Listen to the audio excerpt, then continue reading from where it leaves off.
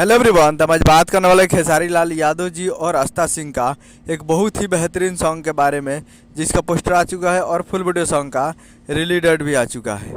और इस गाने को लिखे हैं कृष्णा बेदर्दी जी और इसमें म्यूजिक दिए हैं B.R. वर्मा जी। और इस गाने को गाए हैं खेसारी लाल यादव जी, जो कि आपको स्क्रीन के ऊपर दिखाई दे रहा है। जिस सॉन्ग का टाइटल रखा है क्रिया बाटे बलम, जिसका टाइटल है क्रिया बाटे बलम।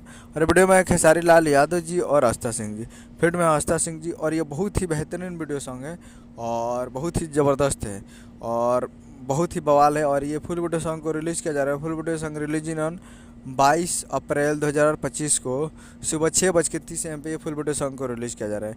यानी कल 22 तारीख को सुबह 6:30 पर तैयार रहेगा फुल वीडियो सॉन्ग को देखने के लिए, जो कि काफ़ी बेहतरीन सॉन्ग है। तो आप लोग इस गाने को कल सुबह में देख सकते हैं और बहुत ही ज़बरदस्त है और तगड़ा है।